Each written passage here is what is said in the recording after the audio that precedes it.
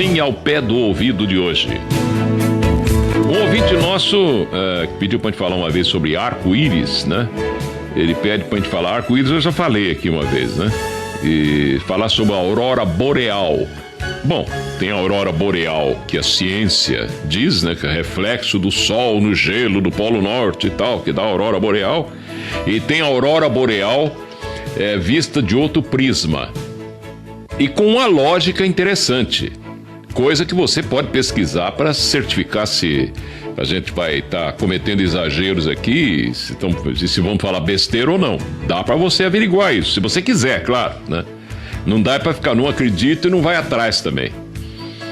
Mas a aurora boreal tem uma explicação interessante. Primeiro a gente tem que mexer com os mundos internos, né?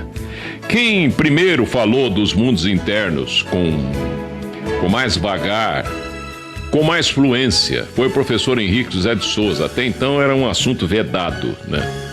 Eu já contei uma história aqui que, certa vez, o almirante Byrd, da Marinha Americana, almirante, você sabe que é uma patente de oficial general, né? Quer dizer, então, você tem na Marinha Brasileira, por exemplo, você tem contra-almirante, vice-almirante, almirante de esquadra, é o último posto da ativa da Marinha. E lá nos Estados Unidos é praticamente a mesma coisa. Ele era aviador americano da Marinha, almirante Byrd, era o nome dele, né? E ele conseguiu entrar no oco do Polo Norte com tripulação e tudo no avião. Parece até conto de fadas, mas ele entrou e ficou surpreso de perceber que tem um sol lá dentro, uma espécie de um solzinho menor, que faz com que seja um eterno dia aquilo lá. Ele era um homem com uma sabedoria muito grande, um bom senso incrível. Ele logo deve ter ligado aquilo ao paraíso perdido do poeta Milton, amado, adorado lá na Grã-Bretanha, né? Ele que fala do paraíso perdido, né?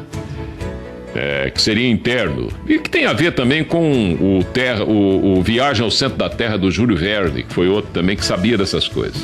Ora, então só com explicações sobre esses mundos internos é que a gente consegue explicar melhor a aurora boreal. Nós vamos chegar lá. Viu, Aulo Edmundo Grosso, que pediu a gente para falar sobre isso.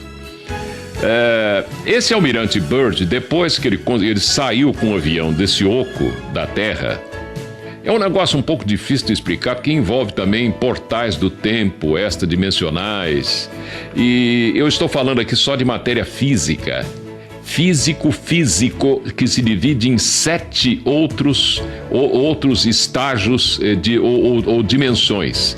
Então você tem físico vital, físico astral, físico mental concreto, físico mental abstrato, físico búdico ou crístico e físico atmânico. Então grave bem isso que eu estou dizendo para agora tentar explicar algumas coisas dos mundos internos para você, ó.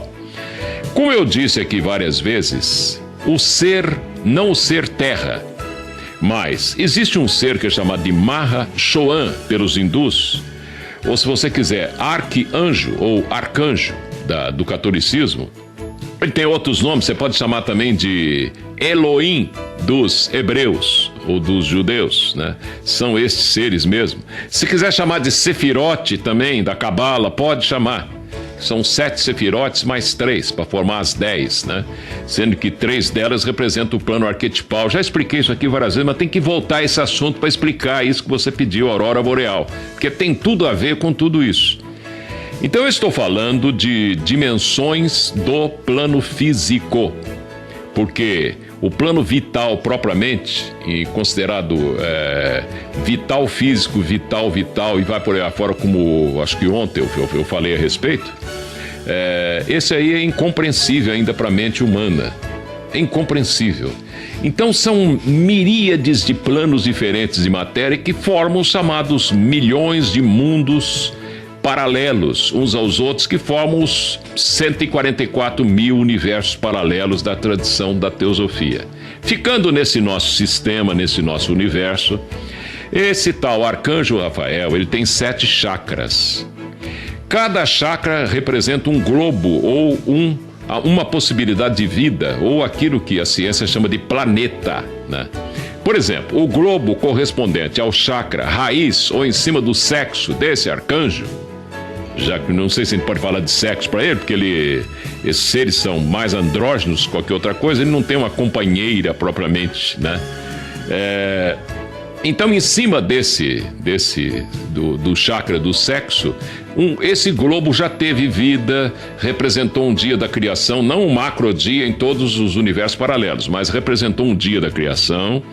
Teve 7 ondas de vida, cada onda de vida tem 7 raças, cada raça tem 7 sub-raças, cada sub-raça tem 7 ramos, cada ramo tem 7 sub-ramos, cada sub-ramo tem 7 tribos, aí chegamos na Bíblia, ó.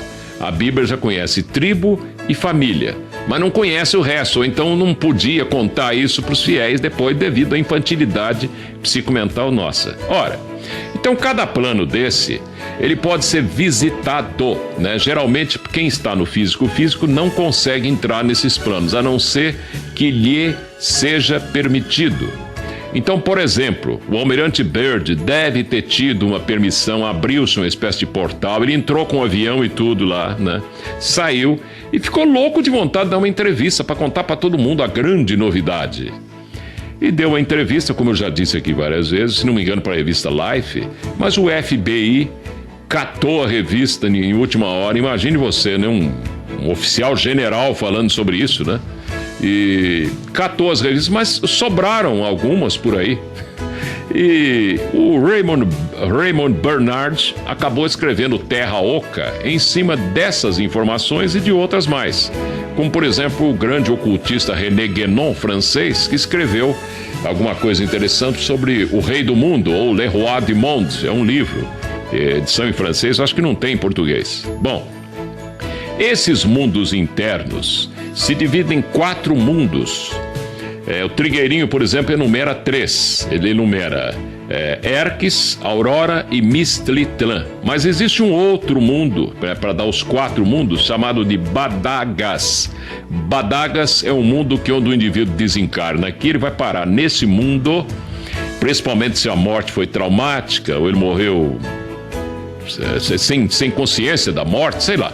Então ele tem que passar por aquilo que os espíritas kardecistas chamam de pronto-socorro espiritual. Esse pronto-socorro espiritual, na verdade, é um plano de matéria chamado Badagas. Corresponde ao quê? Corresponde ao físico vital deste globo que a gente chama de Terra. Então você fica ali um tempinho até você cair em si, né?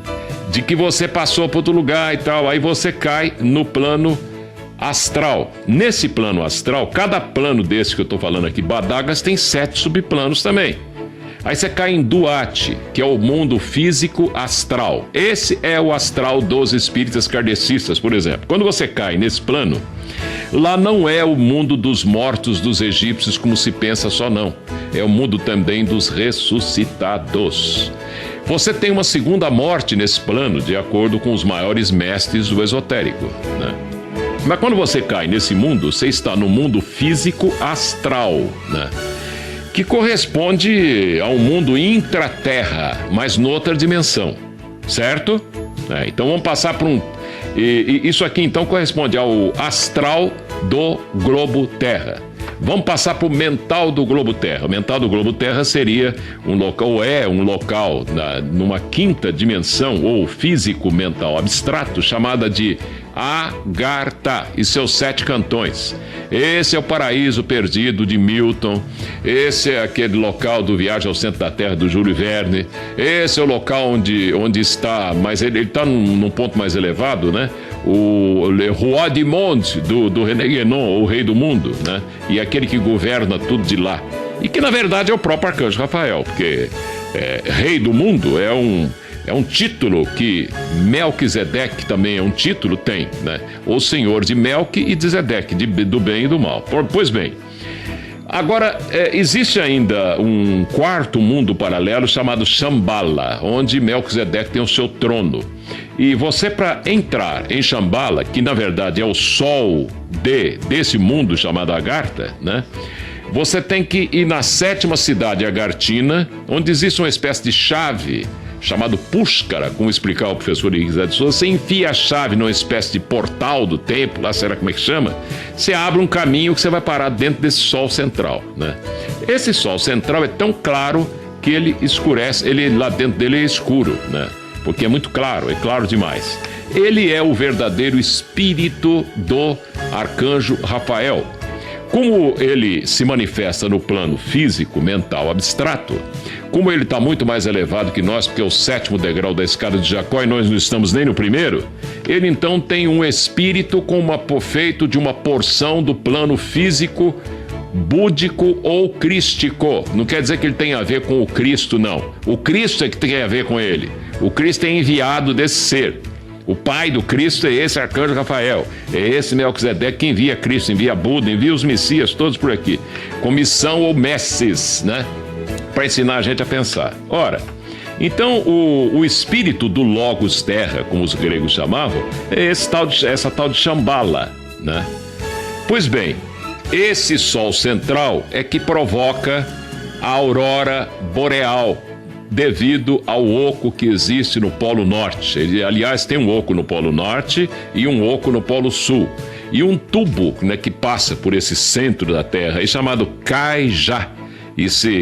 Tem até um templo também numa outra dimensão, que tem ligação com o templo até aqui na Terra, onde a luz esteja naquele determinado momento, para que ecloda algo para melhorar a situação de vida dos seres humanos aqui.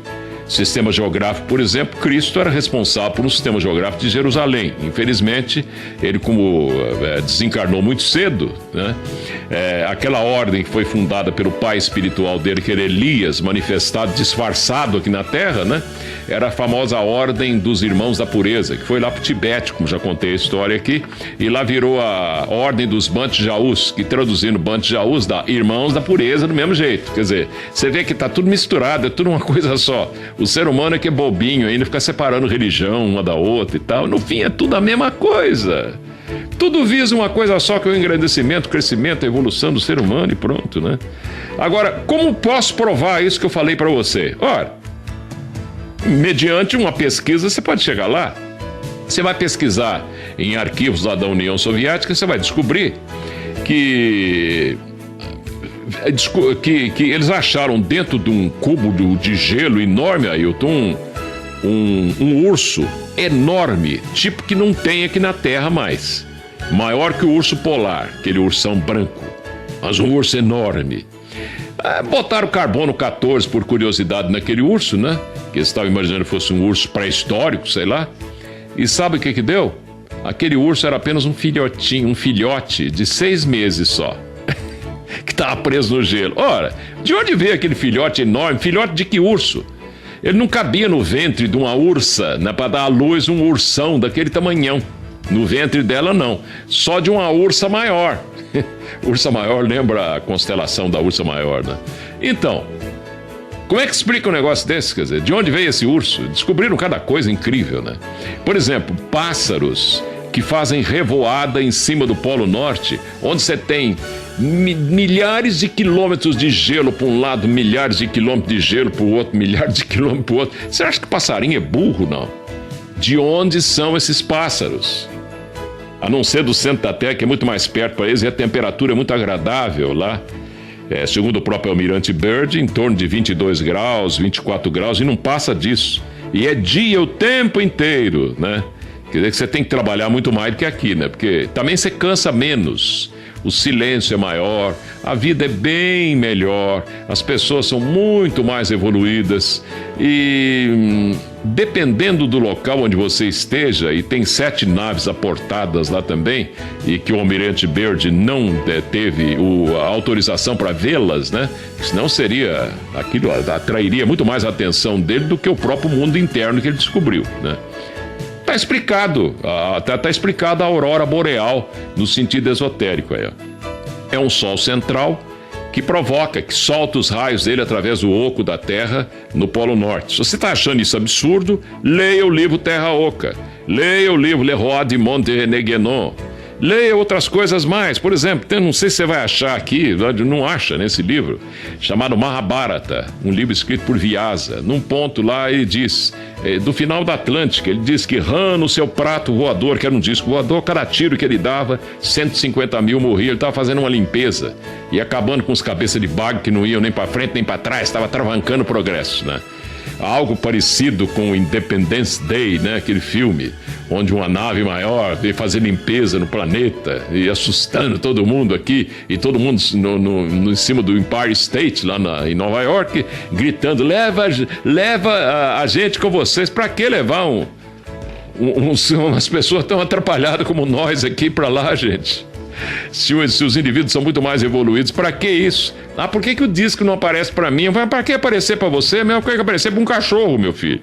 Você não vai entender nada mesmo? Você tá preocupado em fazer uma viagem espacial, quem sabe ganhar na loteria de Marte, né? Uma nota violenta, arrumar uma mulher de Vênus pra você, né?